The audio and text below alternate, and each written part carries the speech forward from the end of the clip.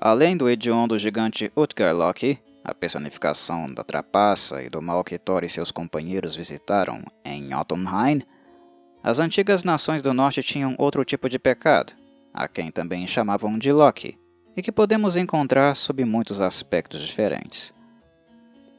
No início, Loki era apenas a personificação do fogo, da lareira e do espírito da vida. A princípio, um deus, ele gradualmente se tornou Deus e diabo combinados.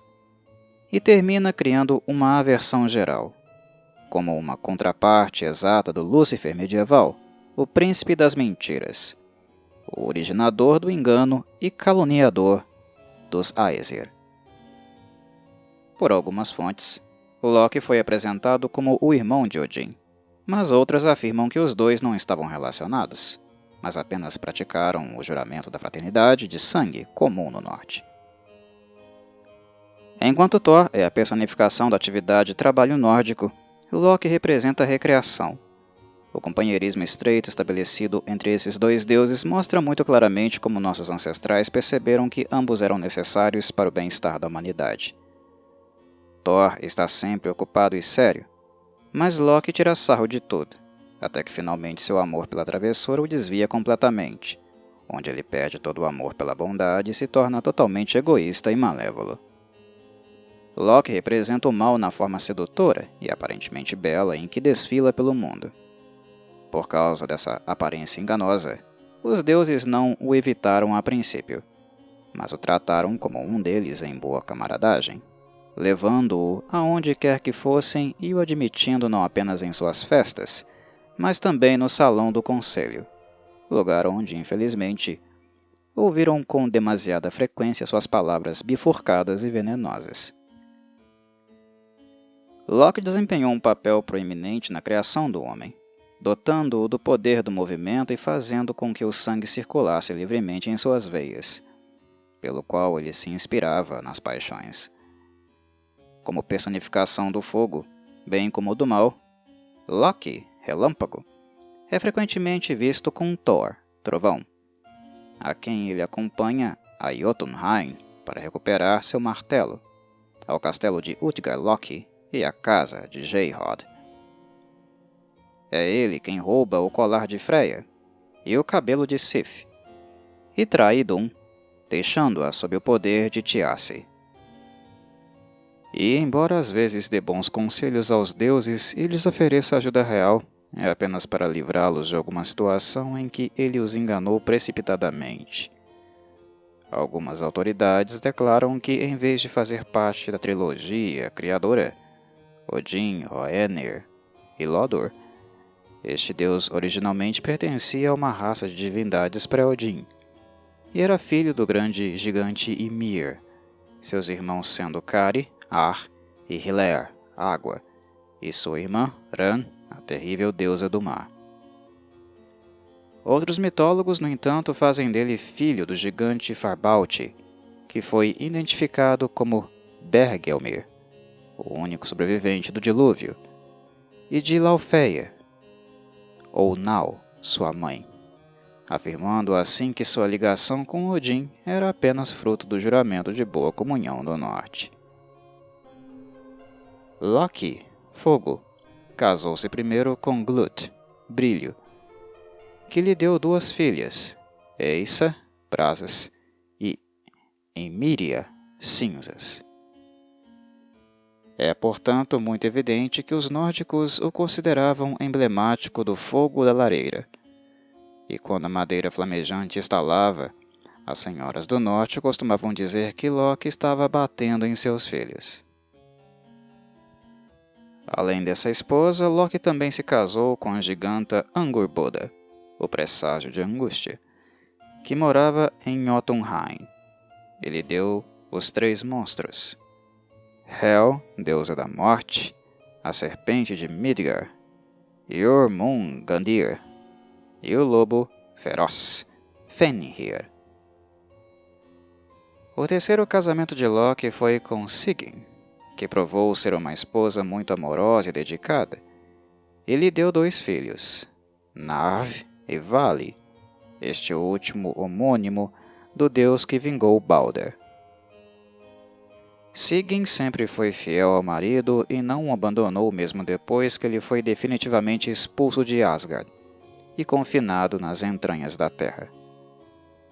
Como Loki era a personificação do mal nas mentes das raças do Norte, eles não sentiam por ele nada além de medo. Não construíam templos em sua honra, não ofereciam sacrifícios e relacionavam as ervas daninhas mais nocivas a seu nome. A atmosfera trêmula e superaquecida do verão deveria indicar sua presença, pois as pessoas costumavam observar que Loki estava semeando sua aveia selvagem. E quando o sol parecia estar puxando a água, diziam que Loki estava bebendo. Um gigante e um camponês estavam jogando juntos, provavelmente um jogo de xadrez, que era o passatempo de inverno favorito dos vikings do norte. É claro que eles decidiram apostar, e o gigante, sendo vitorioso, ganhou o único filho do camponês, a quem ele disse que viria reivindicar no dia seguinte, a menos que os pais o escondessem tão habilmente que ele não pudesse ser encontrado. Sabendo que tal façanha seria impossível de realizar, os pais oraram fervorosamente a Odin para ajudá-los, e em resposta às suas súplicas, o deus desceu à terra e transformou o menino em um pequeno grão de trigo, que assim puderam esconder em uma espiga no meio de um grande campo, declarando que o gigante não seria capaz de encontrá-lo. O gigante Skrimsli, no entanto, possuía uma sabedoria muito além do que Odin imaginava, e, não encontrando a criança em casa, foi imediatamente para o campo com sua foice. E, cortando o trigo, escolheu a espiga específica onde o menino estava escondido.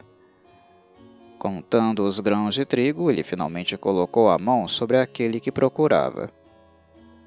Quando Odin ouviu o grito de angústia da criança, arrancou o grão da mão do gigante e devolveu o menino a seus pais, dizendo-lhes que ele havia feito tudo em seu poder para ajudá-los.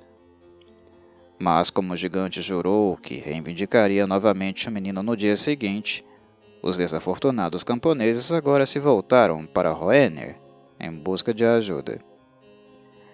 O deus os ouviu graciosamente e transformou o menino em uma penugem, que então escondeu no peito de um cisne nadando num lago próximo. Agora, quando alguns minutos depois Skrimsli surgiu, ele adivinhou o que havia acontecido, e agarrando o cisne e mordendo seu pescoço, teria engolido a penugem se Hoenir não o tivesse levado para longe de seus lábios e fora do alcance, restaurando o menino são e salvo para seus pais, mas dizendo-lhes que não poderia mais ajudá-los. Skrimsli avisou os pais de que faria uma terceira tentativa, obrigando-os a recorrer em desespero a Loki, que levou o menino para o mar e o escondeu como um pequeno ovo, nas ovas de um linguado. Voltando de sua expedição, Loki encontrou o gigante perto da costa e, vendo que ele estava empenhado em uma excursão de pesca, insistiu em acompanhá-lo. Ele se sentiu um pouco inquieto com a possibilidade de que o terrível gigante pudesse descobrir seu esquema, e, portanto, pensou que seria bom estar no local em caso de necessidade. Skrimsli iscou seu anzol e teve razoável sucesso na pesca. De repente, ele puxou um linguado idêntico ao que Loki havia escondido sua pequena carga. Abrindo o peixe sobre o joelho, o gigante passou a examinar minuciosamente as ovas, até encontrar o ovo que procurava. A situação do menino era certamente perigosa, mas Loki, na primeira oportunidade, arrancou o ovo das mãos do gigante e, transformando-o novamente na criança, ele o instruiu secretamente a correr para casa, passando pela casa de barcos em seu caminho e fechando a porta atrás dele. O menino aterrorizado fez o que lhe foi dito imediatamente que se viu em terra, e o gigante, tomando ciência da fuga, correu atrás dele para a casa de barcos.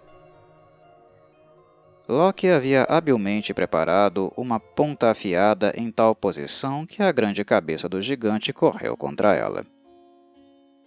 Agora no chão e gemendo, Loki, vendo-o indefeso, cortou uma de suas pernas. Imagine a consternação do deus, no entanto, quando viu as partes imediatamente se juntarem. Mas Loki, o mestre da astúcia, logo reconheceu o trabalho de magia, cortando então a outra perna, prontamente jogando perdeneira e aço entre o membro decepado e impedindo assim qualquer feitiçaria. Os camponeses ficaram imensamente aliviados ao descobrir que seu inimigo foi morto, e desde então eles consideraram Loki o mais poderoso de todo o Conselho Celestial, pois ele os livrou efetivamente de seu inimigo, enquanto os outros deuses haviam prestado apenas uma ajuda temporária. Apesar de sua maravilhosa ponte Bifrost, o caminho trêmulo e a vigilância de Heimdall, os deuses não podiam se sentir totalmente seguros em Asgard, e muitas vezes temiam que os gigantes do gelo entrassem. Para impedi-los, eles finalmente decidiram construir uma fortaleza inexpugnável. E enquanto planejavam como isso poderia ser feito, um arquiteto desconhecido veio com uma oferta para realizar a construção, desde que os deuses lhe dessem o Sol, a Lua e Freya, deusa da juventude e da beleza, como recompensa. Os deuses ficaram furiosos com uma oferta tão presunçosa, e estavam prontos para expulsar, indignamente, o estranho, quando Loki os incitou a fazer uma barganha que seria impossível para o estranho manter. Eles finalmente decidiram dizer ao arquiteto que a recompensa seria dele, desde que a fortaleza fosse terminada no decorrer de um único inverno, e que realizasse o trabalho sem outra ajuda senão a de seu cavalo, Svaldifer.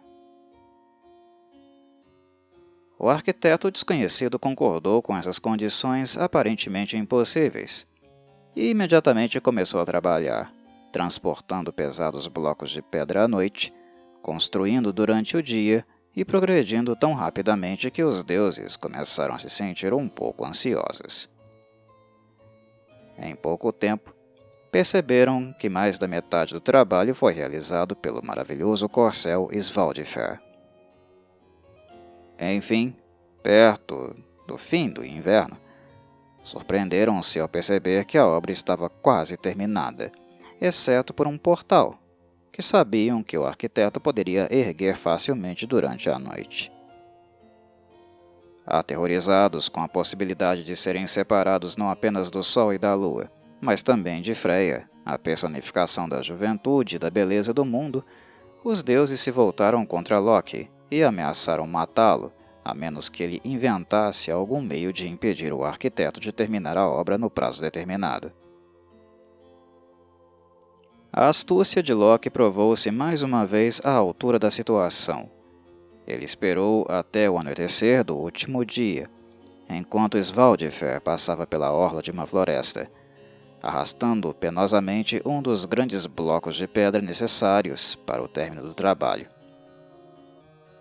Loki saiu correndo de uma clareira escura disfarçado de ego e relinchou tão convidativo que em um instante o cavalo soltou-se de seu arreio e correu atrás dele, perseguido de perto por seu senhor irritado. A égua, ou melhor, Loki, galopou rapidamente, atraindo habilmente o cavalo e o mestre cada vez mais fundo nas sombras da floresta, até que a noite quase se foi e não mais era possível terminar o trabalho. O arquiteto se revelou ser um formidável Hrimthurs disfarçado, que agora voltava para Asgard com uma raiva enorme pela fraude que havia sido praticada contra ele. Assumindo suas proporções habituais, o gigante do gelo teria aniquilado os deuses se Thor não tivesse retornado repentinamente de uma jornada e o matado com seu martelo mágico Mjolnir, que arremessou com força terrível em seu rosto. Os deuses se salvaram nesta ocasião apenas pela fraude de Loki e pelo ato violento de Thor, que por sua vez estavam destinados a trazer grande tristeza sobre eles e eventualmente garantir sua queda, apressando a chegada do Ragnarok. Loki, no entanto, não sentia remorso, e, no devido tempo, se tornou pai de um corcel de 8 patas, chamado Sleipnir, que era a montaria favorita de Odin. Loki realizou tantos atos trapaceiros e malignos que certamente mereceu o título de Arqui-Enganador, que foi dado a ele. Era geralmente odiado por seus modos maliciosos sutis e por um hábito inveterado de prevaricação, que lhe valeu também o título de Príncipe das Mentiras. O último crime de Loki, e aquele que preencheu sua medida de iniquidade, foi induzir Hodor a jogar o visco fatal em Balder, a quem ele odiava apenas por causa de sua pureza imaculada. Talvez até esse crime pudesse ter sido perdoado se não fosse por sua obstinação, quando disfarçado da velha Tok, ele foi chamado para derramar uma lágrima por Balder. Sua ação nesta ocasião convenceu os deuses de que nada além do mal permaneceu dentro de Loki, e eles pronunciaram, unanimemente, a sentença de banimento perpétuo de Asgard. Para distrair a tristeza dos deuses e fazê-los por pouco tempo esquecer a traição de Loki e a perda de Balder, Aergir, deus do mar, convidou-os a participar de um banquete em suas cavernas de coral. Os deuses aceitaram de bom grado o convite, e vestidos com seus trajes mais ricos e dotados de sorrisos festivos, eles compareceram nas cavernas de coral no momento combinado. Nenhum deus estava ausente, exceto o radiante Balder, por quem muitos suspiros pesarosos foram lançados. E também o malvado Loki, a quem ninguém se arrependia de banir. No decorrer da festa, porém, Loki apareceu no meio deles como uma sombra escura, e quando convidado a partir, deu vazão às suas más paixões em uma torrente de injúrias contra os deuses. Então, com ciúmes dos elogios que Funfeng, servo de Aegir, recebeu pela destreza com que serviu os convidados de seu mestre, Loki de repente se virou para ele e o matou. Nesse crime devasso, os deuses, em ira feroz, expulsaram Loki mais uma vez, ameaçando-o com uma punição terrível caso aparecesse diante deles novamente. Mal os Aesir se recuperaram dessa interrupção desagradável em seu banquete e retornaram a seus lugares no conselho, Loki veio rastejando mais uma vez, retomando suas calúnias com língua venenosa, e insultando-os com suas fraquezas ou deficiências, demorando-se maliciosamente em suas imperfeições físicas e ridicularizando-os por seus erros. Em vão os deuses tentaram deter seu abuso. Sua voz ficou cada vez mais alta, e quando estava proferindo alguma calúnia sobre Sif, de repente foi interrompido pela visão do martelo de Thor, brandindo com raiva por um braço cujo poder ele conhecia muito bem. Assim, Loki fugiu incontinente. Sabendo que agora não poderia ter esperança de ser admitido em Asgard novamente, e que mais cedo ou mais tarde os deuses, vendo o efeito de seus atos malignos, se arrependeriam de tê-lo permitido vagar pelo mundo, tentando aprisioná-lo ou matá-lo, Loki retirou-se para as montanhas, onde construiu para si uma cabana com 4 portas que sempre deixava escancaradas, para permitir uma fuga apressada. Cuidadosamente traçando seus planos, decidiu que se os deuses viessem procurá-lo, correria para a catarata vizinha. Segundo a tradição, a força ou corrente de Franangr. E transformando-se em um salmão, escaparia de seus perseguidores. Ele raciocinou, no entanto, que embora pudesse facilmente evitar qualquer anzol, poderia ser difícil efetuar a fuga se os deuses construíssem uma rede como a da deusa do mar, Ran. Assombrado e temeroso, decidiu testar a possibilidade e começou a fazer uma de barbante.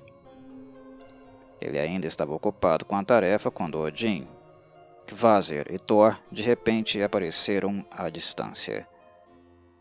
Sabendo que haviam descoberto sua posição, Loki jogou sua rede inacabada no fogo e, correndo por uma das portas sempre abertas, saltou na cachoeira onde, na forma de um salmão, se escondeu entre algumas pedras no leito do riacho. Os deuses, encontrando a cabana vazia, estavam prestes a partir, quando Kvasir percebeu os restos da rede queimada na lareira. Depois de algum pensamento, a inspiração veio a ele, e aconselhou os deuses a tecer um implemento e usá-la na busca de seu inimigo no córrego vizinho. Esse conselho pareceu bom, e foi imediatamente seguido. Terminando a rede, os deuses passaram a arrastá-la pelo riacho. Loki escapou em seu primeiro lançamento, escondendo-se no fundo do rio entre duas pedras. E quando os deuses pesaram a malha e tentaram uma segunda vez, ele efetuou sua fuga pulando o rio acima.